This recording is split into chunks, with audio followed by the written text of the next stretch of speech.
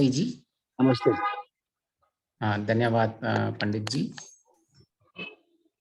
हमारा आज मुख्य उद्देश्य जो हम अपना प्रेजेंटेशन को कंटिन्यू करते जा रहे हैं वो है फाइंडिंग माई सेल्फ, जिसका मुख्य उद्देश्य है कि ईश्वर, आत्मा और प्रकृति को हम ठीक ठीक समझें और जिसमें केंद्रित हम खुद हैं। हमें पुरुषार्थ करना है और हमें पुरुषार्थ करके ईश्वर को प्रार्थना करना है और प्रकृति का प्रयोग करना है। देन इसी को ही हम आगे बढ़ा रहे हैं कि हम केंद्र में हमेशा ईश्वर को रखते हैं, लेकिन सबसे पहले जब तक हम पुरुषार्थ नहीं करेंगे, जब तक हमारी तरफ से उसमें कंट्रीब्यूशन नहीं होगा, हमें प्रार्थना में भी कोई फायदा नहीं होगा। इसीलिए हम हमेशा फाइंडिंग माई सेल्फ। क्या है अमक सिंह का? हाँ, पंडित जी को शायद म्यूट करना पड़ेगा। पंडित जी आप म्यूट हो जाइए। ओके। तो और फिर इसी में जब हम आगे चलते हैं तो हमेशा हमें ये रहता है कि जब हम विद्या ज्ञान को इकट्ठा करने लगते हैं, ज्ञान के पाथ पे चलते हैं, तो हमें हमेशा ये लगता है कि क्या सही है, क्या गलत है, कौन विद्वान सही है, कौन विद्वान गलत है, किसका मत क्या है, किसका मत क्या नहीं है। इन सारे डिस्कशंस में हम बहुत चले जाते हैं। तो हमारा जो मुख्य उद्देश्य होता है कि हमारा पर्पस जो लाइफ का होता है वो डाइल्यूट हो जाता है, हम मुख्य उद्देश्य से भटक जाते हैं। क्यों? क्योंकि हमने किसी भी तरह से हम अलग अलग शब्दों का ज्ञान लेते रहते हैं, हम अलग अलग विद्वानों को सुनते रहते हैं, अलग अलग लोग अपना अपना मत रखते हैं, लेकिन हमने अपना एक सार नहीं बनाया होता है जीवन का। तो योग सांख्य दर्शन के चौथे पाठ में बहुत ही अच्छी तरह बताया है कि आपको जीना कैसा चाहिए, आपका ज्ञान कैसे प्राप्त करना चाहिए। तो उन्होंने कहा आपको बौरे की तरह जीना चाहिए, कि आपको सार जीवन में, कि आपको हर चीज जो आप ग्रहण करें उसका सार बनाइए और आगे बढ़ता जाइए। तो जब तक हम किसी चीज को अंडरस्टैंड करके समरी बना के आगे नहीं बढ़ेंगे, हम भटकते रहेंगे और हमेशा हमारा शब्द ज्ञान के ऊपर आकर्षण ज्यादा रहेगा। और शब्द का जिसका जो प्रयोजन है, शब्द का एक प्रयोजन है हमें व्यवहार तक लेके आने जाने का, साक्षात्कार तक लेके जाने का और हमें अनुभव तक लेके जाने का। तो हम उसको छोड़ के शब्दों के पीछे भागते रहते हैं। तो इसीलिए ही ये शास्त्रों का सार ये टॉपिक सिलेक्ट किया है कि जैसे हम खुद अपना एक सार बनाए जीवन में कि मैं किस चीज को मानता हूं और मेरे जीवन में अगर मेरा ये सार है, समरी है, तो मैं इस चीज को अपना मत पहले सबसे पहले स्वीकार करूंगा। मेरा मत क्या है? प्रॉब्लम क्या होता है हमारा, हम सबके मतों के पीछे बोलते हैं। जब तक हमको लोगों का अप्रूवल नहीं मिलता है ना, तब तक हम आगे नहीं बढ़ते हैं। इसका मत ये है, इस आचार्य का मत ये है, इस विद्वान का मत ये है, इनका मत ये है। इन सबका हमको रिव्यूज लेने हैं, इनको इनके सपोर्ट लेना है, इनको हमसे विचार विमर्श इन सब से हमें करने हैं। लेकिन at the end of the day हमारा मत होना जरूरी है। जब तक हमारा मत नहीं होगा, हम जीवन में लोगों के मतों के ऊपर डिपेंडेंट होते रहेंगे और जो हमें जिस चीज के ऊपर शब्द लेके जाने वाले होते हैं वो हम उनको पकड़ नहीं पाते हैं। तो इसीलिए ही आज का टॉपिक रखा गया है शास्त्रों का सार, जिससे हम एटलीस्ट एक मिनिमम हम अपना फ्रेमवर्क बनाए कि मुझे ये समझ में आया है, आज मेरी स्थिति आज इतनी है और इस स्थिति को लेकर जो जिन जिन के मत होंगे मैं उनको ये इस मेरी स्थिति से वैलिडेट करता रहूंगा। अगर मुझे समझ में आ रहा है तो ठीक है, नहीं समझ में है तो उसको मैं होल्ड पे रख दूंगा। लेकिन हमें मेक श्योर करना चाहिए कि हमारे लाइफ में अगर हमें आगे बढ़ना है तो हमारा मत होना जरूरी है। आप अभी तक हम क्या समझे, हमारा सार होना जरूरी है, ज्ञान का सार।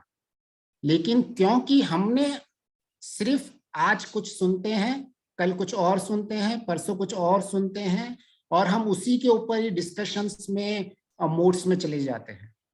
तो इसीलिए आज हम प्रयास करेंगे कि हम अपने जीवन में एक सार को बनाएं, उस सार को दिन रात चिंतन मनन करें और उस सार को हम और आगे लेके जाएं। उन सार को और आगे जाने के लिए हम विद्वानों का भी सहारा लेंगे, हम दूसरे ऋषियों का भी सहारा लेंगे। हमें सबका जिनकी भी अवस्था जरूरत होगी हम सारे विद्वानों का लेंगे, लेकिन हम स्टार्ट करेंगे कि पहले हमारा मत क्या है। तो उससे क्या होगा कि हम जो चीज, हमारा जो मेन पर्पस है लाइफ का, वो कभी भी डाइल्यूट नहीं होगा। तो अभी क्या हो रहा है कि हम बार बार डिस्कशंस में हो रहे हैं और हमारा पर्पस डाइल्यूट हो जा रहा है। तो आज मैं अपनी शेयर स्क्रीन करता हूं और स्वाति जी एक बार आई थिंक मुझे ऑप्शन दे दो।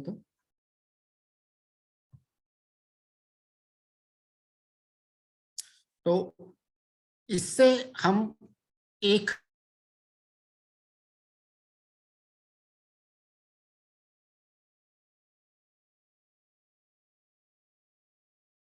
हमारा जो जीवन का मुख्य लक्ष्य है, उस मुख्य लक्ष्य को हम कभी भी जीवन में छोड़े नहीं। तो अगर हम एक बहुत ही सिंपल चीज को समझने की कोशिश करें इस दुनिया में कि हमें आखिर हमारा सार क्या है, तो एक बहुत ही सिंपल मैंने एक अपना फ्रेमवर्क डिफाइन किया है, जिस फ्रेमवर्क में आप कितने भी शास्त्रों को लेके आ जाएं, उन शास्त्रों को जब हम बोल रहे हैं कि शास्त्रम का अध्ययन करना है, तो शास्त्र का जो मुख्य उद्देश्य होता है हमारा, शास्त्र, श में होता है कमांडिंग, टीचिंग, इंस्पायरिंग, ये सब चीजों में हम शास्त्र को लेके चलते हैं। और त्र मतलब टू सेव। तो शास्त्र क्या, किस चीज से सेव करना है? हमारे जितने भी जो दुख हैं, हमारे जितने भी प्रॉब्लम्स हैं, उन सब से शास्त्र हमको सेव करता है। तो ये हमें शास्त्र का मुख्य पर्पस है। जो भी शास्त्र हैं हमें हमारे दुखों से सेव करते हैं, तभी हमें वो उन्हीं शास्त्रों को आगे लेके जाना चाहिए। अगर किसी शास्त्र से आप समझ नहीं पा रहे हैं,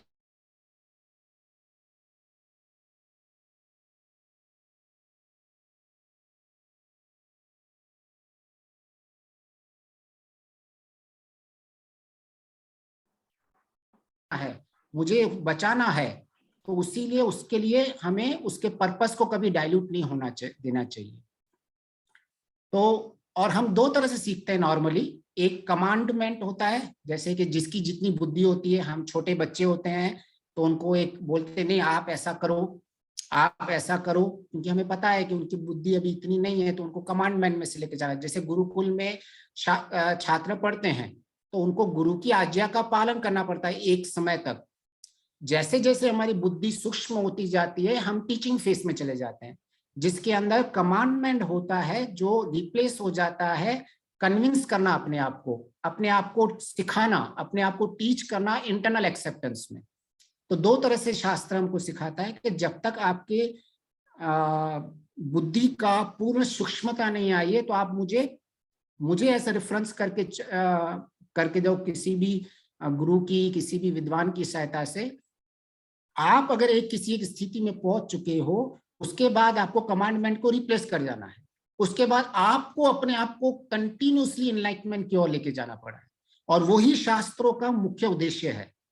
तो हमें कभी भी कमांडमेंट को 100% स्वीकार नहीं करना है कि इस विद्वान ने ये कहा है, उसका मत ये है, उसका मत ये, उसका मत। आपकी जब तक एक स्थिति नहीं बनी, आप पूर्ण उनके ऊपर निर्भर रह सकते हो, लेकिन आपके जीवन में अगर आपको आगे बढ़ना है तो आपको नेक्स्ट स्टेज में जाना पड़ेगा, जो शास्त्र वर्ड सेल्फ कह रहा है। अगर आप शास्त्र के वर्ड को ही जस्टिफाई हम नहीं कर पा रहे हैं, तो हमें उसको और डिटेल में जाने की जरूरत पड़ेगी। तो ये मैं नहीं कह रहा हूं, ये शास्त्र का मीनिंग ऐसा बोल रहा है कि आपको दो तरह से ही सीखना पड़ेगा। आपको अपना मत, अपना कन्विंसिंग, आपका अपना चिंतन मनन, आपका अपना निधिध्यासन, फिर उसको व्यवहार में आपको खुद को लाके खुद आपको टेस्ट करना ही पड़ेगा। हम कभी भी जीवन पर ऐसा नहीं कर सकते हैं कि ये ऐसा कह रहा है, इसका मत ये है इसीलिए मैं ये मानता हूं। वो स्टार्टिंग पॉइंट हो सकती है जीवन में आगे बढ़ने के लिए, लेकिन अंत में आपका खुद का एक्सपीरियंस ही है जो उसको जस्टिफाई करेगा कि हाँ, अब मुझे ये समझ में आ गया है, और जिस चीज के ज्ञान के पीछे मैं भाग रहा था अब मुझे वो पता चल गया है। अभी मुझे किसी के एक्सेप्टेंस की जरूरत नहीं है लाइफ में, कि जब तक ये वाला बंदा या ये इंसान या ये मुझे एक्सेप्ट नहीं करेगा तब तक मैं नहीं, क्योंकि हम खुद एक्सपीरियंस कर रहे हैं। जिस चीज का हमने खुद ने साक्षात्कार कर लिया है तो हमारे पे क्यों डाउट्स होंगे। तो हमें सिर्फ हर एक शब्दों का, जिस भी शास्त्रों का हम कर रहे हैं, उनको अंत में जाके टीचिंग, कन्विंसिंग एंड एनलाइटमेंट। तो आपका पूरा शास्त्रों का जो अध्ययन होता है कमांडमेंट से स्टार्ट होता है। जब हम बच्चे होते हैं, हम गुरु के शरण में होते हैं, जब हमारी बुद्धि इतनी तीव्र नहीं होती है, बुद्धि इतनी सूक्ष्म नहीं होती है, लेकिन एक बार कमांडमेंट का फेज चला गया तो हमें अपने ऊपर, सेल्फ के ऊपर पूरे के पूरे एक्सपेरिमेंट करके आगे बढ़ने ही होंगे। तो ये है शॉर्ट में शास्त्रों का मेन पर्पस। तो अगर हम शास्त्रों के शब्द में से उसका सार निकाल दे तो हमें शास्त्र का शब्द ही बहुत कुछ सिखा देता है, जिसको हम शास्त्रम बोलते हैं।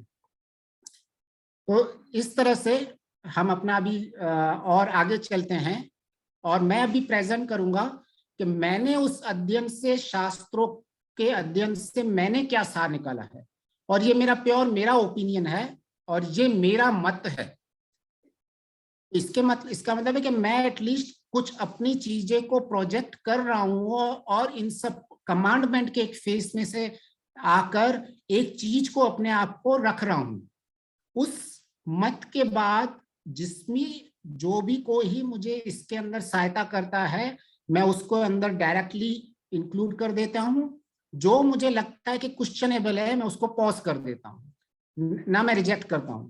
तो अगर हम देखे जाएं नॉर्मली वेदों का, अगर शास्त्रों का हम पूरी के पूरे देखें तो वेद में हमारे कर्म कांड आ जाते हैं, ज्ञान कांड आते हैं, हमारे उपनिषद आ जाते हैं, सारे शास्त्रों में हमारे दर्शन आ जाते हैं।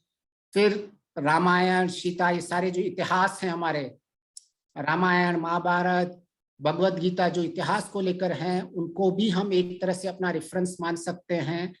और इसमें अभी आइदर मैं उस लेवल तक कभी भी डिस्टिंग्विश नहीं करता हूं कि ये आर्ष ग्रंथ की लिमिटेशन यहाँ तक है। मेरे लिए आर्ष ग्रंथ की लिमिटेशन बहुत विस्तार है। किसी ने उसको इंक्लूड किस लेवल तक किया है वो हर एक इंसान का अपना मत हो सकता है। मेरा मत है भाव पूर्वक जिस भी चीज में वेदों का सत्य भाव आ जाता है, तो वो हर एक जो शास्त्र को मैं उसकी कोटि में रखता हूं। ये मेरा ओपिनियन है, क्योंकि मुझे अपना मत रखना पड़ेगा, क्योंकि अभी हमें आगे बढ़ना है। कमांडमेंट वाला फेज चला हो गया है। अभी हमारी कैसी भी स्थिति हो, एक मत तो हमको अपना रखना ही पड़ेगा। तो अगर हम जीवन के अंदर जितना भी मैंने अध्ययन किया है, जितना भी मैंने शब्द ज्ञान को समझा है, जिसके अंदर वेद के मंत्र आ जाते हैं, उपनिषद आ जाते हैं, दर्शन आ जाते हैं, भगवत गीता आ जाती है, रामायण आ जाते हैं, और कुछ कुछ और भी जिन चीजों को मैंने अपने चीजों को लेके सार बनाया है, उस सार में निकल के सिर्फ इतना ही आता है कि आइदर आपको आत्मा, संसार, मोक्ष, कर्म और ईश्वर, ये जो 5 चीज हैं, इन 5 चीज के आधार पर ही सारे के सारे शास्त्र का ज्ञान टिका हुआ है। और सेंटर में आपका आ जाता है अविद्या। जितने भी शास्त्र हैं उन सब का मतलब जितना मूल निकालोगे, आप एक सार निकालोगे, तो हमेशा वो डायरेक्ट एक ही चीज पे जाके करेंगे कि अविद्या का नाश और विद्या की वृद्धि। जब तक हमारा अविद्या का नाश नहीं होगा, विद्या की वृद्धि नहीं होगी, ना हमें आत्मा समझ में आएगा, ना संसार समझ में आएगा, ना ईश्वर समझ में आएगा, ना मोक्ष समझ में आएगा, ना कर्म समझ में आएगा। तो जब तक हम अविद्या का नाश नहीं करेंगे तब तक हम जीवन के अंदर किसी भी पैरामीटर के अंदर हम एक खड़े नहीं उतर पाएंगे। तो ये मेरा एक सार निकाल के आया है कि कितने भी आप शास्त्रों को ले लो, जितने भी शास्त्र को मैंने पढ़े हुए हैं, बिकॉज कोई भी मैं ऐसे डिफाइन नहीं कर सकता कि मैं सारे शास्त्रों का सार बोल रहा हूँ, लेकिन जो मुख्य शास्त्र हैं, जो हमारे वेद के मंत्र हैं, हमारे उपनिषद हैं, 6 दर्शन हैं, और इन सब जो इतिहास है, इन सब को लेके मैंने ये एक बनाया है। अगर मुझ में अविद्या है तो मैं इस संसार और कर्म में आता जाता रहूंगा। ये आप देख सकते हो, सेंटर में अविद्या है और ये संसार है और ये कर्म फल है। और अगर मैं जैसे जैसे विद्या की ओर चलता हूं, तब तक मैं अपने आप को समझने की कोशिश करता रहता हूं, मैं ईश्वर को समझने की कोशिश करता हूं, और मैं फिर मोक्ष को समझने की कोशिश करता हूं। तो अंत में रिजल्ट क्या आता है? विद्या जब होती है तो मेरे रिजल्ट में मेरा आत्मज्ञान होता है, उसके रिजल्ट में ईश्वर ज्ञान होता है, और रिजल्ट में उसका मोक्ष ज्ञान होता है। अगर अविद्या है मेरे पास तो मेरा कोई भी कर्म हो, वो कोई भी कर्म अगर अविद्या युक्त है तो वो मुझे संसार के जीवन मृत्यु के बंधन में कंटिन्यूसली लेते जा रहा है। और अभी जैसे मैं यहाँ कर्मा बोल रहा हूं, या मैंने इसलिए लिखा हुआ है सकाम कर्म, तो इसीलिए जो भी मेरे विद्या युक्त कर्म होते हैं वो मेरे निष्काम कर्म होते हैं, और जो भी मेरे अविद्या युक्त कर्म होते हैं वो मेरे सकाम कर्म है। सकाम कर्म में भी दो टाइप के होते हैं, एक धर्म युक्त कर्म और एक अधर्म युक्त। जिस भी चीज के कर्म के अंदर मुझे सांसारिक आशाएं हैं, वो सारे के सारे आपके सकाम हो जाती है। अभी आपकी संसार की जितनी भी रिक्वायरमेंट्स हैं वो आपकी अधर्म युक्त है, तो वो आपका एक तरह का सकाम कर्म हो गया, पाप कर्म में आ जाता है, जिसकी कैटेगरी में आ जाएगा। और जब सकाम कर्म आपका अगर धर्म युक्त है तो आपका पुण्य की कैटेगरी में आएगा। लेकिन आप पाप करो या पुण्य करो, आपको संसार में चक्कर में आना ही पड़ेगा अगर आप सकाम कर्म के हो। आपको अगर विद्या युक्त हमें आगे जाना है तो हमें निष्काम कर्मों में एंट्री मारनी पड़ेगी। और आपका जितना भी धर्म शास्त्र है, जितनी भी मतलब धर्म रिलेटेड स्टेट है, ये लॉ ऑफ कर्मा, क्योंकि सारा धर्म जो है वो लॉ ऑफ कर्मा के रिलेटेड है, कि जो हम कर्म लॉ ऑफ कर्मा के इससे कर्म फल के सिद्धांत से चलते हैं, धर्म युक्त करते हैं, वो सारा इस वाली कैटेगरी में आ जाएगा, सकाम और कर्म की कैटेगरी में आ जाएगा। और वो ही आपको संसार और इस साइकिल में हम घूमते रहेंगे। बहुत ही, ये आप कोई भी शास्त्र बोल दो, जितना भी उपनिषदों में पढ़ोगे, जितने भी दर्शनों में पढ़ोगे, अंत में यही आ रहा है, अविद्या का नाश, विद्या की वृद्धि सेंटर में रहेगा, और आपके ये 5 चीजें आपको सिखाते रहेंगी। अभी ये एक स्लाइड ऐसी है कि मैं इसको इतना डीप में हम लेके जा सकते हैं कि पूरा जन्म हम इसके ऊपर डिस्कशन ही कर सकते हैं, इस सिर्फ एक पेज के ऊपर। आइदर वो अविद्या हो, आत्मा हो, ब्रह्म हो, कर्म हो, संसार हो, मोक्ष हो, इसी के अंदर ही सारी सब कैटेगरीज आपकी आ जाएगी। इसके बाहर जितना मेरा ज्ञान है, इसके बाहर कुछ है ही नहीं जानने लायक, एटलीस्ट जितना आज का मेरा अध्ययन है। मुझे आज तक जितना भी मैंने पढ़े, जितने भी दर्शन पढ़े, जितने भी उपनिषद पढ़े, जितना भी इतिहास पढ़ा है, सारे के सारे इधर ही आके खत्म हो जाते हैं। तो अगर हम एक ये सार बना के ऐसा आगे चलते हैं, और अभी simple, life is very simple now. अगर मेरे इस सार में कोई भी विद्वान हो, किसी का भी मत हो, किसी का भी विचार हो, इस वाली साइकिल के अंदर मेरे अंदर कोई अलाइंड होता है, तो वो मैं सीधा सीधा स्वीकार करके उसमें अपने आप में परिवर्तन करके लेके आता हूँ।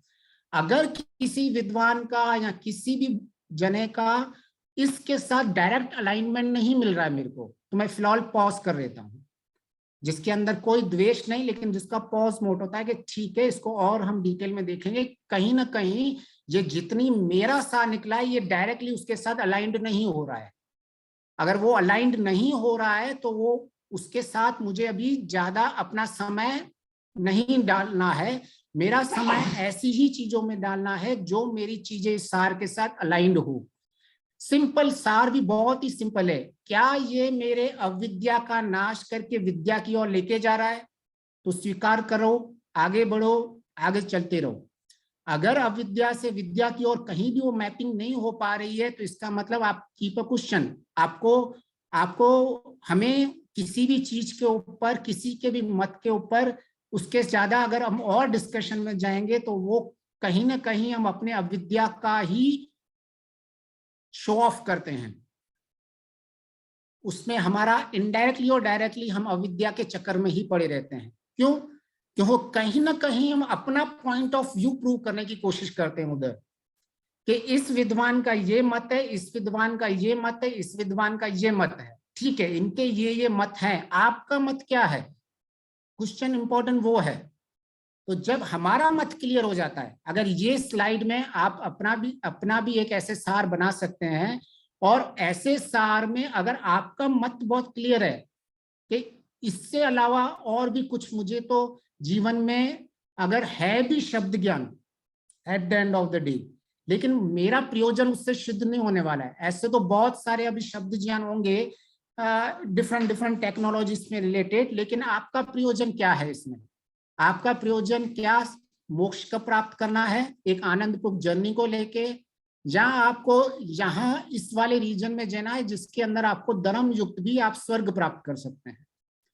तो वो आपका और अपना डिसीजन होगा, लेकिन आप वेल डिफाइंड और क्लियर है। तो मेरी कोई एम्बिग्यूटी नहीं है, मुझे कोई वो नहीं है कि आइदर इस शब्दों से मुझे किस और जाना है। और बार बार मैं क्यों कहता हूं कि शब्द ज्ञान का एक लिमिटेशन बनाओ, क्योंकि जब तक हम सार नहीं अपने जीवन का बनाएंगे तब तक हम शब्द ज्ञान को लिमिटेशन नहीं रख पाएंगे। हम क्या करेंगे, एक शब्द ज्ञान से दूसरे शब्द ज्ञान, अच्छा इसका मत ये है तो मेरा तीसरा शब्द ज्ञान, अच्छा इसका मत ये है तो मेरा चौथा शब्द ज्ञान। तो ऐसे ही हम शब्दों ज्ञान में भटकते रहेंगे अगर हमने अपना सार नहीं बनाया तो। इसीलिए हमारा काम के कैसे जीवन का तरीका होना चाहिए, शब्द ज्ञान प्रैक्टिकल, शब्द ज्ञान प्रैक्टिकल। हम स्कूल में भी ऐसे ही करते हैं, राइट? हम पूरा का, अगर मैंने मैथ्स में पढ़ा है कि 10 में से 8 गए तो 2 बचेंगे, और ये मैंने शब्द ज्ञान लिया, और अभी मैं किसी से 8 रुपए की चीज ले रहा हूं और किसी को 10 रुपए दे रहा हूं, और मुझे ये समझ में नहीं आ रहा है कि मुझे 2 रुपए मिलेंगे या 3 रुपए मिलेंगे, तो कोई फायदा नहीं है ना, कितनी भी आपने मैथ्स पढ़ ली हो। ऐसे ही आपने कितने भी एक्सपेरिमेंट कर दिए हो, लेकिन आप उसको प्रैक्टिकल, जब केमिस्ट्री लैब में, फिजिक्स लैब्स में, किसी लैब में आपने प्रैक्टिकल नहीं किया है तो वो चलता ही रहेगा। डॉक्टरी एमबीबीएस की हुई है, लेकिन एमबीबीएस के बाद आपने किसी हॉस्पिटल में पहले आपने प्रैक्टिस नहीं की हुई है, तो कौन वैलिड है? अगर चलो मैं अगर आपको एक ऐसे ऑप्शन दे दूं कि आपका इलाज करवाना है, एक गोल्ड मेडलिस्ट है एमबीबीएस में लेकिन नया है, और आप क्या उससे इलाज करवाओगे, या आप उससे इलाज कराओगे जिसके पास 20 साल का एक्सपीरियंस होगा, भले वो सामान्य डॉक्टर है, गोल्ड मेडलिस्ट नहीं है शब्द ज्ञान में? तो हमेशा वैल्यू वहां ऐड होती है जहां शब्द ज्ञान खत्म होके वो व्यवहार कॉल में आता है। तब तक शब्द ज्ञान के डिस्कशंस में चलते रहेंगे और कभी भी हम कंक्लूड नहीं कर पाएंगे किसी भी डायरेक्शन में। तो सिंपल, आज मेरा ये सार है, आज मेरा ये शास्त्रों का सार है, किसी भी लेवल का हो, हमें जरूरी नहीं है कि 100% क्लियरिटी है, आप कम से कम एक कुछ तो हमें बनाना पड़ेगा कि मेरा मत ये है और मेरा सार ये है, जिसको मैं ऐसा मानता हूं या मानती हूं। तो ऐसा अगर करेंगे तो क्लियरिटी और आपके प्रैक्टिकल में जाने की संभावना बहुत जल्दी हो जाएगी, और आपके जीवन में परिवर्तन का जो एक लक्ष्य है वो आपको और जल्दी प्राप्त होगा। अगर हम किसी भी चीज का सार नहीं बनाएंगे, स्पेशली शास्त्रों का सार, जो हमें, जिनका पर्पस है हमारे दुखों का नाश करने का, तो पर्पस भी कभी सॉल्व नहीं होगा, क्योंकि हम लोगों के मतों के ऊपर जीते रहेंगे कि इसका मत ये है तभी ये है। तो मैंने भी ये जितना भी मैं प्रेजेंटेशन बनाता हूं, मैंने भी बहुत सारे स्वामी जी हैं उनसे रिव्यू करवाता हूं, बहुत सारे जो हमारे आचार्य जी से हैं उनसे भी डिस्कशन करता हूं, लेकिन at the end of the day मेरा मत ये है, मैं उनको ये बोलता हूँ कि स्वामी जी, अभी लास्ट एक 2 महीने पहले स्वामी विवेकानंद जी यहाँ आए थे हमारे पास, मैंने उनको रिव्यू करवाया, क्या ये मैं ठीक जा रहा हूँ, ये मेरा मत है। ऐसे ही सबका मैं डिस्कशंस करता रहते हैं, और उनका मैं लेकिन अपना मत हमेशा रखना पड़ता है। तो अगर हम अभी इसी चीजों में अगर आगे बढ़े, और ऐसा नहीं है कि मतलब आपको हमेशा मेरे प्रेजेंटेशंस में ऐसा लगता होगा कि मैं शब्द ज्ञान को हमेशा डाइल्यूट करता रहता हूँ, ऐसा नहीं है। मैं शब्द ज्ञान को हमेशा ये कहता हूं कि उसके मुख्य प्रयोजन क्या है, उस शब्द ज्ञान का, उस प्रयोजन को हमें कभी भूलना नहीं चाहिए। शब्द ज्ञान में तो मैंने भी ग्रेजुएशन किया है, मैंने भी पोस्ट ग्रेजुएशन किया है, अभी मैं पीएचडी भी कर रहा हूं, तो ऐसा नहीं कि मैं उसके खिलाफ हूं, क्योंकि कई बार मुझे ऐसे टॉपिक्स मिलते हैं या रिप्लाई मिलते हैं कि शब्द ज्ञान तो मेन है, उसके बगैर आप कैसे आगे चलोगे। तो उसकी मैं कभी भी नहीं बोलता हूं कि आपको शब्द ज्ञान नहीं लेना है, मैं कहता हूं आपको शब्द ज्ञान का वे क्या है आगे चल के लेके जाने का, उसका प्रयोजन क्या है। जब तक हम उसके प्रयोजन को सिद्ध नहीं कर पाएंगे, सारा शब्द ज्ञान वेस्ट है। जिस तरह से हमें राम भगवान से सीखने को मिलता है, श्री राम जी से, हमें रावण से भी बहुत बड़ी सीख मिलती है कि जितनी रावण के पास शब्दों का ज्ञान था, वो बहुत बड़ा विद्वान था शब्दों में, लेकिन क्या उसका प्रयोजन सिद्ध हुआ। मेरा सिर्फ एक सिंपल यही हमेशा कहना होता है कि हम अपने प्रयोजन को सिद्ध करें जो शब्द कह रहे हैं। तो ये एक स्लाइड में सारा का सारा शास्त्रों का सार आ जाता है, और हम इसको और भी आगे चल के देखेंगे कि किस किस बेस पे ये सार आया है। और ये सार निकालने के लिए मैंने केवल एक स्लाइड के अंदर ये एक मॉड्यूल का सार ऐसे करके नहीं निकाला है। मैंने सबसे पहले दर्शनों का देखा, उनके एक मीमांसा दर्शन लिया, उसका सार निकाला, फिर मैंने अपने योग दर्शन लिया, मैंने वैशेषिक दर्शन लिया, न्याय दर्शन लिया, सांख्य दर्शन लिया, उपनिषद के लिए 2 उपनिषद लिए, भगवद गीता ली, रामायण ली, इन सब का एक एक सार करके पूरी की पूरी प्रेजेंटेशंस बनाई कि ये इनका सार है। उन सारों में से फिर ये एक सार निकल के आया है। तो ऐसे ही किसी न किसी तरह से अगर हम एक सार के ऊपर चल पाएंगे तो इससे हमको और बेनिफिट मिलेगा। अभी हम और डिटेल में चलते हैं कि आखिर इन सारों को आखिर किस तरह से हम समझ सकते हैं। तो हम एक प्रैक्टिकल करके चलते हैं कि ठीक है, मुझे अगर किसी चीज का सार चाहिए तो सार कैसे मिलता है मेरे को। तो सबको ये मेरी स्क्रीन विजिबल है अभी, स्वाति जी? जी हाँ, तो आपको इस स्क्रीन से कुछ किसी एक शास्त्र का कुछ सार मिल रहा है कि ये शास्त्र, ये कौन सा शास्त्र है जिसके मुझे पूरा का पूरा एक शास्त्र आ जाता है इसके अंदर, योग पूरा का दर्शन पूरा। हाँ जी, देख, बिल्कुल सही।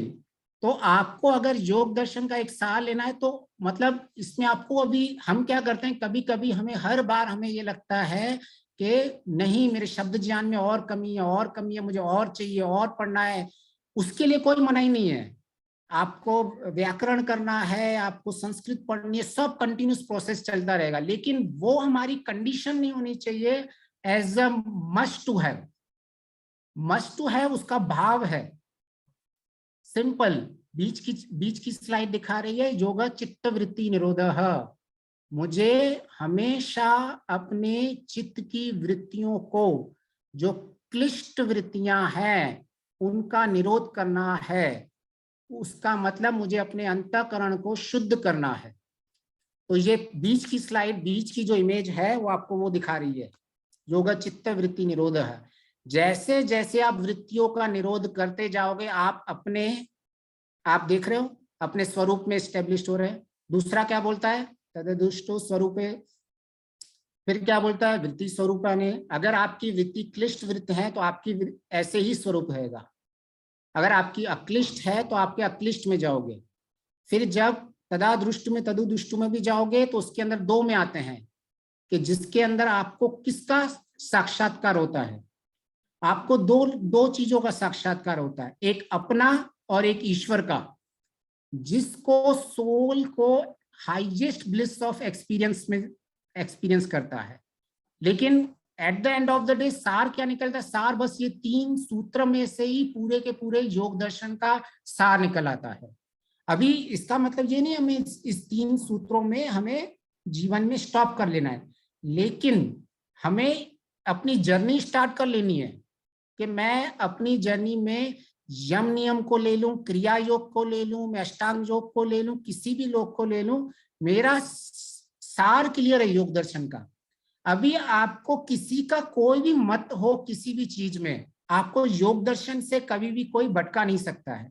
अगर योग दर्शन में आपको किसी का भी मत इसके बाहर कुछ बता रहा है तो आप पॉज कर लोगे, नहीं ये आपका कुछ भी मत हो, मेरा एक मत तो क्लियर है कि मैं जब तक अपनी चित्त की वृत्तियों को निरोध नहीं करता हूं तब तक मुझे ना आत्मा मिलने वाला है ना परमात्मा मिलने वाला है, ना मैं जीवन के अंदर अगर वो नहीं स्टेज है तो मैं उसके जैसा हो जाता हूं। अभी क्या कोई अपना मत इस अलाइनमेंट में रख रहा है? गुड, उसको और एक्वायर करो, उनको एक्नॉलेज करो, उनको एक्सेप्ट करो, अपनी लाइफ में उसको और आगे बढ़ाओ, नहीं तो छोड़ दो। लेकिन हम क्या करने जाते हैं, हम सबके मतों को कंपेयर करने बैठ लगते हैं। आखिर अच्छा ये सीरियसली कोई ऐसा बोल रहा है कि नहीं नहीं मुझे तो बस आत्म ज्ञान हो गया वही बहुत है, नहीं नहीं कोई तो ऐसा बोल रहा है आत्मा नहीं, आपका तो है ना ये समाधि जो संप्रज्ञा समाधि ये है, असंप्रज्ञा समाधि ये है। तो आप इसमें से तुरंत को समझ सकते हैं कि भाई संप्रज्ञा समाधि और संप्रज्ञाति समाधि क्या है at the end of the day. बहुत ही सिंपल हो जाएगा आपके लिए संप्रज्ञा और असंप्रज्ञा समाधि को समझने के लिए। आप अगर अपने आप को समझ गए तो हो गई संप्रज्ञा समाधि, आपको फाइनली ईश्वर मिल गया तो हो गई आपकी संप्रज्ञा समाधि। क्या किया आपने? आपने सिर्फ पहले अपने अविद्या का नाश, देखो बीच में हमेशा अविद्या का नाश आएगा, तो अभी ये क्या है? अविद्या का नाश और विद्या की वृद्धि। तो पूरा पूरा का योग दर्शन यही बोल रहा है, ये आप जब ये क्लीन मिरर हो रहा है तो अविद्या का नाश कर रहे हो, आप शुद्ध बन रहे हो, आप यहाँ अपने आप पे अविद्या का नाश कर रहे हो। अविद्या का नाश करोगे ही तो आपको ये देखो आत्मा का मतलब this is just a picture है, यहाँ आत्मा का आपको खुद का सेल्फ का पता चल जाता है। और अगर आप नहीं कर रहे हो तो आप अविद्या में जीते रहते हो, आप अपने आप को कभी जान नहीं पाते हो। और जैसे ही आपने विद्या को में एंट्री किया तो आपको आत्मा और ब्रह्म ईश्वर दोनों मिल गए। मतलब मैं इसको अलाइंड करने की कोशिश कर रहा हूँ कि आपका और मतलब जिसका हमारा जो सार है, कैसे कोई भी दर्शन उसी सार में आकर ही आ जाता है, तो ये योग दर्शन का सार हो गया। तो ऐसे ही फिर मीमांसा दर्शन का भी सार क्या है? वो कहता है कि आपका जब तक आपके जीवन में धर्म युक्त व्यवहार नहीं होगा तब तक आप जीवन में कुछ भी मोक्ष काम कुछ भी काम नहीं मिल सकता आपको। तो धर्म युक्त व्यवहार मीमांसा दर्शन पूरा दिखाता है, जहां हम ये, क्योंकि हमारा पाथ कैसा है, धर्म अर्थ काम मोक्ष, तो मीमांसा दर्शन पहले आपको धर्म में पूरा का पूरा क्लियर कर देगा। और एक बार आपका धर्म क्लियर हो गया और वो आपकी बेस क्लियर हो गई तो आपका जो अर्थ और कामनाएं हैं, अभी जैसे ही अर्थ और कामनाएं आपकी धर्म युक्त हो गई, आप you are eligible into the path of the moksha. तो अगर हम आध्यात्मिकता का, अगर हमें कहना है कि मैं आध्यात्म की जर्नी स्टार्ट हो रही है, तो आध्यात्मिकता की जर्नी वहां स्टार्ट होती है जहां आपके शब्द ज्ञान का एक फुल स्टॉप हो जाता है कि ये मेरे शब्द ज्ञान का एक लिमिटेशन आ गई है, एक स्टॉप बना है और अब मुझे प्रैक्टिकल करना है। जब तक अगर हम कमांडिंग पोजीशन में है शास्त्रों के, तब तक हम आध्यात्मिकता में हमारी पूरी तरह एंट्री कभी नहीं होती है। जैसे ही हम एनलाइटमेंट की तरफ आते हैं, हम अपना मत डेवलप करने लगते हैं, हम अपना सार जिंदगी का निकालने लगते हैं, हम अपने आप को जान के और ईश्वर को जानने में प्रैक्टिकल व्यवहार में करते हैं, तब हमारा आध्यात्मिकता की जर्नी स्टार्ट होती है।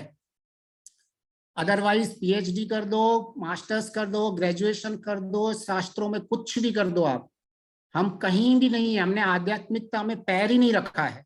आध्यात्मिकता का पैर वहां से शुरू होता है कि हाँ आज मैंने अपनी जर्नी को स्टार्ट कर दिया है। अभी वो अलग बात है कि जर्नी में इंप्रूवमेंट्स होंगे, उस जर्नी के लिए हमें बहुत कुछ और काम भी करना होगा, लेकिन आज मैं एलिजिबल हूं आध्यात्मिकता के लिए, एंट्री के लिए। लेकिन होता क्या है, अगर हमें बेंगलोर से मैसूर जाना है तो हम क्या कर रहे हैं कि बेंगलोर से मैसूर जाने की पूरी तैयारी तो कर रहे हैं कि इसका ये मैप ये है, मैं ये गाड़ी लेके जाऊंगा, मैं इस तरह से निकलूंगा।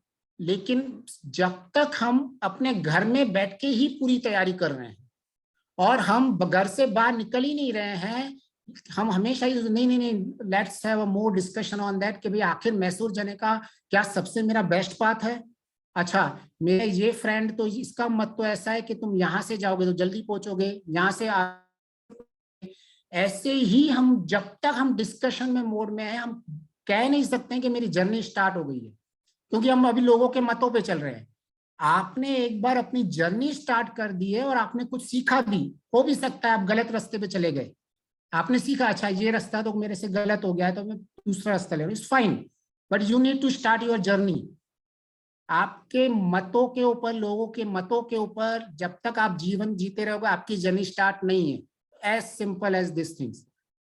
हमें कंटिन्यूसली अपनी जर्नी के वक्त भी लोगों के मत तो लेंगे, लेकिन जर्नी स्टार्ट करनी पड़ेगी। उसके बाद आप लोगों का रिव्यू लेते रहो, लोगों का फीडबैक लेते रहो, इंप्रूवमेंट करो, कुछ फेलियर्स भी आएंगे, दैट्स अ कंटिन्यूस पार्ट। शास्त्रों का मेन स्टार्ट वहीं से आता है जहां से कमांडमेंट का हमारा खत्म होके हम रियलाइजेशन मोड में आते हैं।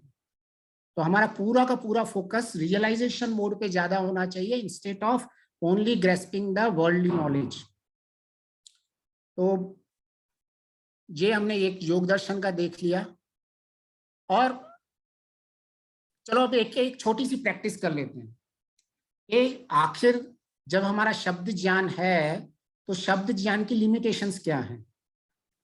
तो कोई भी शब्द ज्ञान है उसकी एक मेन लिमिटेशंस ये है कि जो शब्द ज्ञान में, और मेरे ख्याल से मे बी ये लोगों ने व्यवहारिक चीजों पे इतना इंपॉर्टेंस में भी इसलिए नहीं दिया है क्योंकि वो वेदों के जो कर्म कांड है और ज्ञान कांड को पूरी तरह से समझ नहीं पाए हैं। कहीं ना कहीं ऐसा कुछ उनको लगा है कि कर्म कांड में आपका सिर्फ कर्म रिलेटेड है और ज्ञान का अभाव है, और ज्ञान कांड में सिर्फ ज्ञान चाहिए और आपके कर्म का अभाव है। तो बहुत सारों मतलब ज्ञान कांड को वो यहीं तक सीमित कर देते हैं, चिंतन मनन और शब्द ज्ञान, चिंतन मनन और निधि ध्यासन, ये मेरा हो गया मतलब मैं ज्ञान में हूं। तो निधि ध्यासन तक कहीं ना कहीं उनको ऐसा लगा है कि जैसे ही मैं निधि ध्यासन तक आ गया मतलब मैं वेदों के ज्ञान कांड को एक्सरसाइज कर रहा हूं। लेकिन बिल्कुल ऐसा नहीं है। ज्ञान कांड और वेदों का कर्म कांड में कर्म कांड का सिर्फ डोमिनेंस है, मुख्यतः कर्म है, ज्ञान साथ में चलता रहता है। ज्ञान कांड में मुख्यतः ज्ञान है लेकिन कर्म व्यवहार सब चलते ही रहते हैं। इन चीजों को एक्सक्लूसिव और नहीं है, सिर्फ एक में प्रधानता है, एक में ज्ञान की प्रधानता है और एक में कर्मों की प्रधानता है, बस इतना ही फर्क है। लेकिन कहीं ना कहीं हम ऐसा मान के चुके हैं कि जस्ट अगर मैंने कुछ योग दर्शन पढ़ लिया, मैंने यम नियम पढ़ लिया और आज मैं ध्यान में बैठ गया और कहीं ना कहीं मुझे ये शब्द पूरी के पूरी समझ में आ गए, मैंने 5 विद्वानों के अलग अलग डिस्कशन कर लिए और अभी मैं ध्यान में बैठा हूं और मुझे ध्यान में अच्छी अनुभूति आ गई है तो मेरा काम हो गया। ऐसा बिल्कुल हो ही नहीं सकता जिस इंसान ने जीवन में क्रियात्मक यम नियम को नहीं पाला हो। क्रियात्मक, लिटरली इट शुड बी क्रियात्मक। आपको कितना भी झूठ, सत्य, अहिंसा, इन सब का संतोष, तप, कितना भी आपको ज्ञान शब्द में आ गया हो, आपके जीवन में अगर ये नहीं उतरा है तो किसी को भी ध्यान हो ही नहीं सकता है, किसी को समाधि प्राप्त कर ही नहीं सकता है। तो हमारे जीवन में इसीलिए हमें शास्त्रों का एक सार बना के, हमारे शब्दों का एक सार बना के हमें प्रैक्टिकल के ओर जाना चाहिए। प्रैक्टिकल करके फिर से हमारे शब्दों में आना चाहिए, फिर हमें उसे मॉडिफाई करना चाहिए, फिर प्रैक्टिकल में जाना चाहिए। तो अगर जैसे अभी हम एक सिंपल सा अगर हम समझने की कोशिश करें कि मैंने सपोज ये उपनिषद का ले लिया 5 कोशास, अन्नमय कोश, प्राणमय कोश, मनमय कोश, विज्ञानमय कोश और आनंदमय कोश, और अभी मैं आपको सपोज ये सिंपल सिंपल चीज समझाता हूँ शब्दों में कि अन्नमय कोश क्या है, जो मैं खा रहा हूँ, जो मेरा ये स्थूल शरीर है, ये मेरा अन्नमय कोश है। प्राणमय कोश क्या है, जो मैं ये प्राण ले रहा हूँ, और इस प्राण में जो भी मेरे रेस्पिरेशन है, मेरा वेस्टेज रिमूवल है, मेरा डाइजेशन सिस्टम है, मेरा कन्वर्जन ऑफ ऑक्सीजन है, और जितना भी मेरा सूक्ष्म शरीर है कि क्रिया शक्ति का जो भी भाग है वो प्राणामय में आ जाएगा। मनोमय में क्या आ जाएगा, सूक्ष्म शरीर में मेरा मन आ जाएगा, और जितने भी मेरे इमोशंस हैं, जिसमें भी मेरी फीलिंग्स है, जितने भी मेरी इच्छा शक्ति है, वो सारों आपके मनोमय में आ जाएगा। फिर विज्ञान में क्या आ जाएगा, जितना भी आपकी रीजनिंग पावर है, जितना भी आपको इंटेलेक्ट यूज करते हैं, जजमेंटल बनते हैं हम, जितने भी आ सकते हैं, वो सारा हमारे विज्ञान में कोश में आ जाएगा। यहाँ हमारी ज्ञान शक्ति काम करती है। तो इसको अगर आनंदमय कोश को, जहां हम इन कोशों से दूर हो जाते हैं, तो एक सिंपल डेफिनेशन में कि हम आनंद में रहते हैं। ये बहुत ही सिंपलेस्ट वे है, मैं इनमें डीप में नहीं जा रहा हूं। तो इसको सिंपल कैसे है कि अगर आपको ब्लिस आनंद चाहिए, तो आपकी जो बुद्धि है वो सूक्ष्म होनी चाहिए। आपको सही गलत करने का, फैसले का आप में पूरा का पूरा प्रैक्टिकल ज्ञान आ चुका है। फिर आपके मनोमय में वो इच्छा शक्ति लगती है कि मैं ये काम करूं, और फिर प्राणों में से आपके जो कर्म इंद्रियां हैं, वो एनर्जी का जो काम करती है, वो आपके क्रियात्मक में काम करने में एक कर्म बनता है।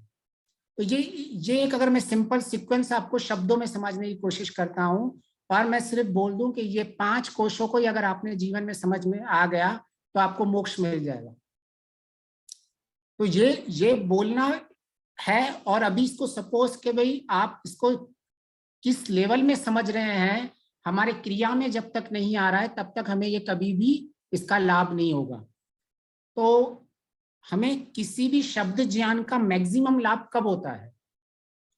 मैक्सिमम लाभ तब होता है जब हमारे उसके अंदर, जब हम क्रियात्मक व्यवहार करते हैं, तो हमारे अंदर संस्कार जो क्रिएट हो रहे हैं, जो हमारी माइंड साइकोलॉजी किस तरह से काम करती है, जिस तरह से हमारा पूरा का पूरा माइंड काम करता है। माइंड बहुत ही एक सिंपल फॉर्मूला से काम करता है।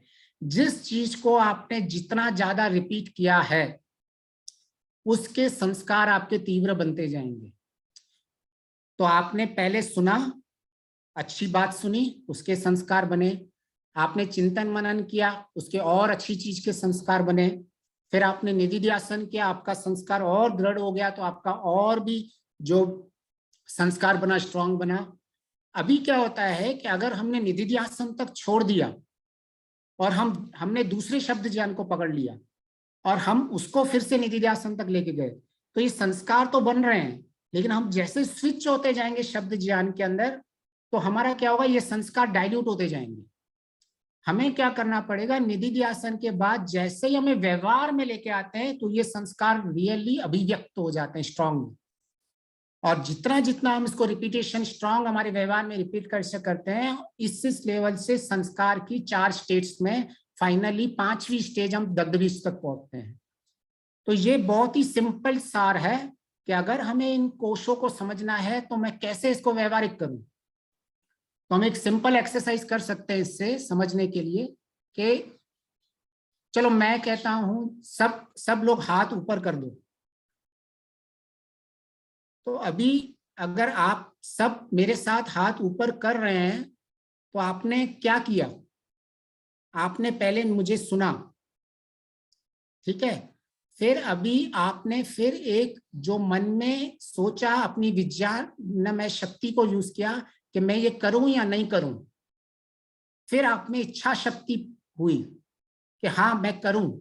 फिर आपने अपनी क्रिया शक्ति को यूज किया कि मेरा हाथ ऊपर हो गया। तो मेरी क्रिया शक्ति का उदाहरण है प्रैक्टिकल। इच्छा शक्ति, मैंने इसको इंटरनली पुश किया, इच्छा शक्ति के थ्रू मैंने ये देखा कि मुझे इस हाथ को उठाना है। ज्ञान शक्ति से मैंने इसको पहचाना कि मुझे ये उठाना है या नहीं उठाना है। अभी आपको ये 5 कोशों में से कोई भी कभी भी कुछ समझा ले, तो आपको कभी भी आपका ये मत हो गया कि नहीं मैंने प्रैक्टिकल किया है, ये मेरे 5 कोशों का सिंपल मैसेज है, तो इसका अगर आपको एक मैसेज मिल गया तो अभी आपको कभी भी कोई और इन 5 कोशों में किसी भी शास्त्र के थ्रू कोई भी अगर व्यवहारिक चीजें बता रहा है तो आपके अगर ये सार के साथ अलाइंड होगा तो आप उसको एक्सेप्ट कर लोगे, अलाइन नहीं होगा तो उसको नहीं करो। क्यों? क्योंकि अभी आपका मत है, आपने सार निकाला हुआ है प्रैक्टिकल करके, और आपका जब ये प्रैक्टिकल कर रहे हो, अब जितना आप इसको अंदर एक ध्यान में ही सिंपल आप ऐसा कर दो, अच्छा मैं बैठा हुआ हूं अभी, अभी ये मेरा अन्नमय कोश है, अभी मैं चिंतन मनन कर रहा हूं, तो आप जो अष्टांग योग है उसको भी आप अगर देखोगे तो पहले जब व्यवहार कल आपका यम नियम खत्म हो जाता है तो जब आसन लगाते हो तो आसन नथिंग बट द अन्नमय कोश में आपकी एंट्री हो जाती है, और जैसे ही आप आसन लगाने के बाद प्राणायाम करते हो जो हमें अष्टांग योग का चौथा अंग है, तो आप प्राणामय कोश में आप धीरे धीरे एंट्री कर लेते हो। फिर जैसे ही जैसे आप प्रत्याहार कर लेते हो, इंद्रियों को दमन से दूर कर देते हो, धारणा कर लेते हो मन से, तो आप मनोमय कोश में आ गए। फिर धीरे धीरे जब आप एक ही चीज का ध्यान करते हो तब आप विज्ञानमय कोश में आ जाते हो, और धीरे धीरे जब आप विज्ञानमय कोश से आप इन चारों लेयर को ऐसे अलग महसूस करने लग लेते हो लाइफ में कि हाँ ये मेरी 4 लेयर्स हैं, शेड्स हैं। अभी 5वीं में जब आप आते हो तो आपको एक आनंद का महसूस होता है। अभी ये ध्यान कितना प्रैक्टिकल है, अभी इसको आपने इतना प्रैक्टिकल एक बार समझ लिया तो क्या आपके मत को या आपके किसी भी चीज के अंदर कोई भी आपको गुमराह कभी कर सकता है? जहाँ क्या अभी आपको कोई भी इसी चीज के अंदर सेकंड डाउट क्रिएट कर सकता है? हाँ, इसके ऊपर एडिशनल इंफॉर्मेशन आ सकती है, लेकिन इसके ऊपर आपको कभी भी डाउट क्रिएट नहीं होगा। तो इसीलिए हम शास्त्रों का सार और जो भी पढ़ते हैं सांख्य दर्शन में, इसलिए बोला क्या है, आप बौरे की तरह सार की तरह जीते रहो, लघुपाठ में ऐसे बताया हुआ है। तो इसीलिए ऐसे बताया है कि जब तक आप जीवन में जो पढ़ रहे हैं उसका आपका सार नहीं है तब तक हम आगे नहीं बढ़ सकते। तो इसी तरह से ठीक है, अभी हमने कर्म को देख लिया, मीमांसा दर्शन को देख लिया, फिर आप सांख्य दर्शन में भी आ जाओ। सांख्य दर्शन और न्याय दर्शन, वैशेषिक दर्शन और न्याय दर्शन, फिर सांख्य और योग, इनको पेयरिंग किया जाता है। और नॉर्मली मीमांसा और अपना वेदांत दर्शन को पेयरिंग किया जाता है। वो क्यों पेयरिंग किया जाता है कि जितना होगा दे आर इंटर रिलेटेड। वैशेषिक दर्शन में 7 पदार्थ बात किए हैं, तो उसमें न्याय दर्शन में उसी को विस्तार में और पदार्थों में बताया हुआ है। वैशेषिक दर्शन का नाम है समथिंग विशेष, तो उसने ये कहा है कि हर एक चीज पदार्थ दूसरे पदार्थ से अलग है क्योंकि वो एक पर्टिकुलर विशेष है, एक विशेष गुण ही आपको और दूसरे को अलग करता है।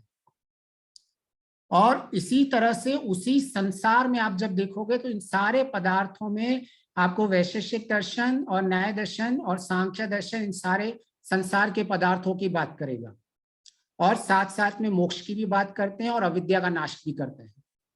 तो वो सारे दर्शन, और न्याय दर्शन सिर्फ क्या बताता है कि आप जो भी ये विद्या को गेन करो, अविद्या को नाश करना है और विद्या का गेन करना है, तो प्रमाण पूर्वक कैसे किसी ज्ञान को प्राप्त किया जा रहा है, विद्या को प्राप्त कर रहा है, वो आपको न्याय दर्शन बता देता है।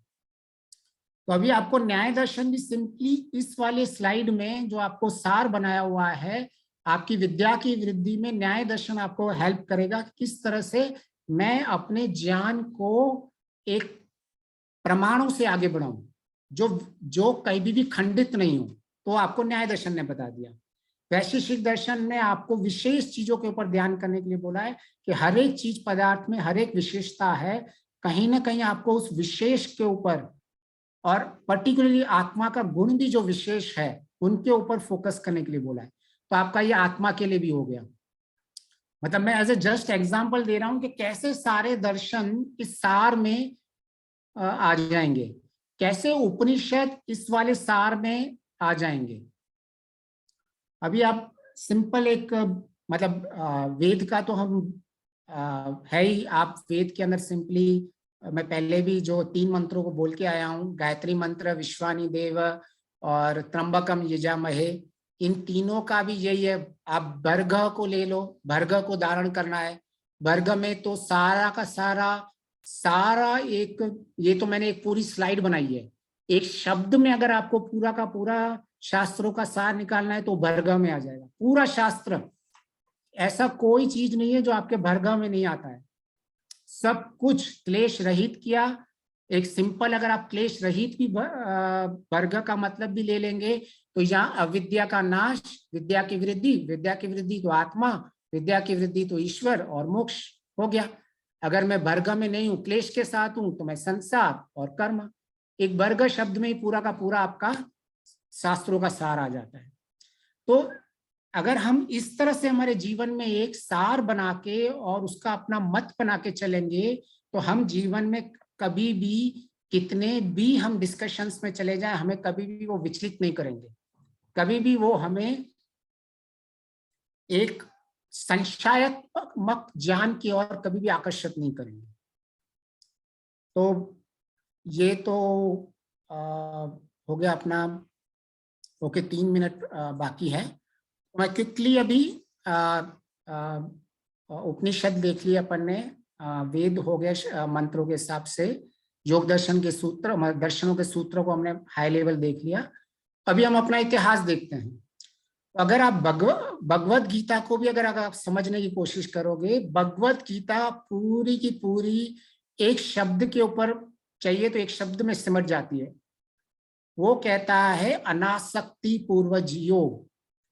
कर्म के प्रति आप एक कर्तव्य भावना से जियो और फल की इच्छा मत रखो। तो जो ये अनासक्ति है वो विद्या है और जो आसक्ति है वो अविद्या है। आसक्ति क्या है? अटैचमेंट। वही क्लेश में आ जाएंगे, राग द्वेष, वही योग दर्शन में आ गया, वही आपके वेद के वर्ग के क्लेश में आ गया और यही आपकी गीता में आ गया। तो गीता भी वही बोल रही है, आप अनासक्ति पूर्वक जियो। आसक्त पूर्वक जियोगे तो आपको हमेशा आप संसार और कर्म के चक्कर में फंस जाएंगे। तो पूरी की पूरी गीता इसमें आ गई, अनासक्ति पूर्वक जियो। Just if anybody know the art of living with the non attachment, तो ये पूरा का पूरा उसका विद्या में चला जाएगा, आत्मा में स्थापित हो जाएगा, ब्रह्म में स्थापित होगा और मोक्ष मिलेगा, सिर्फ गीता के एक शब्द से। यहाँ आपको अगर चलो थोड़ा और भी गीता में देखना है तो गीता के 2 श्लोक में पूरा का पूरा ज्ञान आ जाता है शास्त्रों का। एक में क्या होता है, योग क्या है, कर्म कुशलता। फिर क्या होता है, समत्वम, जो आपका योग की 2 डेफिनेशन दी हुई है भगवत गीता में, एक हो जाती है समत्व की, सुख और दुख सब में आपको निर्विचलित आपका मन होना चाहिए, निरुपद्रव में आप स्टेब्लिश होने चाहिए, समत्वम स्थिति होनी चाहिए। आपके सुख दुख जो भी हो आपके जीवन में, जो हम तपह डिफाइंड करता है योग दर्शन में, वही चीज जो तपह को डिसाइड की हुई है कि भाई हमें द्वंद्वों को सहन करना है, यही इसने कर दिया समत्व में आपको सुख दुख को सहन करना है। वही चीज है, वही सार है। तो हमें कभी भी मतलब आप, मैं इनडायरेक्टली बोलने चाहता हूँ, आप शब्दों में किसी एक चीज को आपने पकड़ लिए, आप तुरंत प्रैक्टिकल में उतर सकते हो। आपको ऐसा जरूरी नहीं है मैं सारे गीता का पहले जान लूं, मैं पहले सत्याग्रह प्रकाश का पूरा लूं, पहले वेदों का पूरा लूं। जितना जितना आपका मिलता जाए उसका सार बनाते जाते हैं और हमें प्रैक्टिकल उतर जाना है। ऐसे ही अगर वो कर्म कुशलता में जब जाएगा तो क्या इतना ही बोलता है कि आप सारे कर्म अनासक्ति पूर्वक करो। तो पूरा का पूरा जो आपका जो राग द्वेष का प्रकरण योग दर्शन में आ जाता है, वो पूरा का पूरा इधर ही आ जाता है। वही चीज आपके वर्ग में आ जाती है, जब वर्ग में निरुपद्रव और निर्गुण को लिया जाता है कि मुझे उस राग द्वेष के गुणों से रहित होना है। तो पूरा का पूरा वो भगवत गीता उसमें आ गई। फिर से मैं वही बोल रहा हूँ, इस स्लाइड के अंदर पूरी की पूरी भगवत गीता आ गई, पूरे के पूरे दर्शन आ गए, वेद के पूरे मेन मुख्य मंत्र आ गए।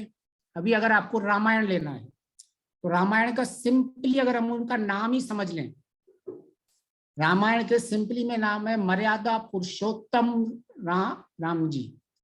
तो जो मर्यादा पुरुषोत्तम राम है वो उसमें दो ही चीज थी कि उसने कभी भी उत्तम पुरुष वो था कि वो सारे उसके क्लेश रहित जीवन रहता था, जितना भी उसका जीवन था राम का। तो अभी आपको कभी ना कभी मतलब अगर जैसे रामायण का आपको पता चल गया कि भाई वो सत्य को स्टेब्लिश करने के लिए ही सारे के सारे मर्यादा में रह गया, तो अभी आपको रामायण का कोई कितना भी ज्ञान दे दे कि नहीं राम ने तो असत्य बोला था उसके सारथी को जब दशरथ आएगा, आप बोलेगे क्या टाइम पास कर रहा है ये बंदा। क्या कभी क्या ऐसा हो सकता है मर्यादा पुरुषोत्तम राम जो कह रहा है अविद्या का नाश करना है, कभी क्या वो झूठ बोल सकता है? तो आपको किसी का मत का कोई फर्क ही नहीं पड़ने वाला है, आपके जीवन में एक सेंटर सार का हो गया ना। आपको भगवत गीता में जो भी कृष्ण ने जो बोला जाता है कि कृष्ण ने झूठ बोला था, उसका स्वरूप ही आपको डिफरेंट मिल जाएगा। तो कभी भी आप किसी के मत पे रहोगे नहीं, क्योंकि रामायण में तो क्लियर बता रहा है कि भाई राम खुद बोल रहा है कि मैं कभी झूठ नहीं बोलता हूं।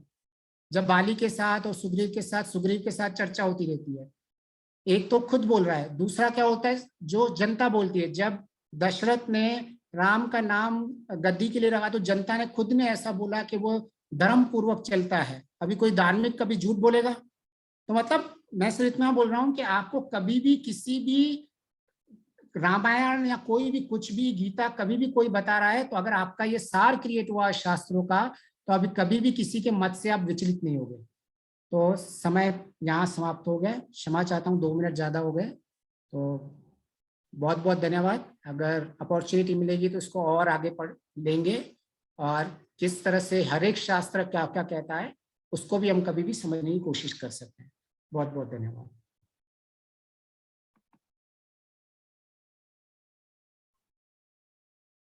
ओम। लकी जी, सभी को सादर नमस्ते और सभी का अभिनंदन जो यहाँ पर आज हम हमारा सौभाग्य है कि लकी जी ने बहुत ही एनलाइटनिंग व्यू पेश किया है शास्त्रों को पढ़ने का। बहुत अच्छा एक उन्होंने फ्रेमवर्क जो तैयार किया कि हर शास्त्र का अगर सार पकड़ लो तो और इस फ्रेमवर्क में डाल दो, देखोगे वो एकदम फिट होते हैं, वो सार जो एकदम फिट हो जाता है। और ये मुझे बहुत ही अच्छी आज एक दिशा मिली। मैं भी बहुत अध्ययन करती हूँ और चाहती हूँ उसको व्यवहार में उतारती रहूं, लेकिन एक ये दिशा एक बहुत अच्छी फ्रेमवर्क दिया उन्होंने कि सार लेते जाओ और आगे बढ़ते जाओ, उसे व्यवहार में डालते जाओ। और वो जो फ्रेमवर्क उन्होंने दिया कि हर शास्त्र में आप देख लोगे कि वो एक विद्या और विद्या होगी, विद्या वाली पार्ट्स जो है हमें मोक्ष और परमात्मा आत्मा की तरफ ले जाएंगे, अविद्या वाले संसार और सकाम कर्म की तरफ ले जाएंगे। तो उन्होंने बहुत ही मुझे तो बहुत ही लाभ हुआ है आपके आज इस प्रेजेंटेशन से। और जैसा आपने कहा कि शब्दों के जंगल में नहीं पड़ो, बस पढ़ते जाओ, आगे बढ़ते जाओ। हमारा स्टार्टिंग पॉइंट जो है वो हो सकता है जो हम सुनते हैं विद्वानों से समझते हैं, लेकिन हमें अपना मत धारण करके अपना चिंतन मनन निधिध्यासन करना बहुत जरूरी है। और फिर उससे सबसे ज्यादा जरूरी है कि हम व्यवहार में लाएं। तो बहुत बहुत लकी जी धन्यवाद, एक हम सबको आज एक बहुत अच्छी आपने दिशा दी है। और आज जो है हमारे नेताजी सुभाष चंद्र बोस जी की जयंती है। उस जयंती पे हम उन्हें श्रद्धांजलि अर्पित करते हैं। उन्होंने जो है हमें भारत के आजादी में उनका बहुत बहुत बड़ा योगदान है और हमें खुशी है कि आज की सरकार जो है उन्हें जो स्थान प्राप्त होना चाहिए वो उन्हें दे रही है। तो मैं चाहूंगी कि आप लोग सब भी नेताजी के विषय में अधिक से अधिक जानने का प्रयत्न करें। उससे हमारे अंदर भी एक देशभक्ति की भावना जागृत होती है और बच्चों को भी इन सब बातों से जरूर अवगत कराएं। एक सूचना है कि 3 दिन बाद हमारा गणतंत्र दिवस है। हम जो है समाज का जो जूनियर आर्य समाज के बच्चे हैं वो 30 जनवरी को जो अगला संडे है उसके साप्ताहिक सत्संग में बच्चे जो है अपना कार्यक्रम प्रस्तुत करेंगे और साथ ही भटनागर जी, रवि भटनागर जी जो हैं वो बच्चों को आशीर्वाद देंगे, उनके लिए आशीर्वचन बोलेंगे और हमें जो है गणतंत्र दिवस के बारे में बताएँगे। तो आप सब जो है अधिक से अधिक संख्या में उस दिन ज़रूर जॉइन करिएगा। और इसी के साथ आप सबका बहुत-बहुत धन्यवाद आज जॉइन करने के लिए। लकी जी आपका पुनः धन्यवाद। और मैं इंदु आनंद जी से रिक्वेस्ट करूँगी कि अब वो राष्ट्रगान गाएँ, उसके बाद पंडित जी जो है इस प्रोग्राम को समापन की ओर ले चलें। इंदु जी, आप अपने को अनम्यूट कर लीजिए।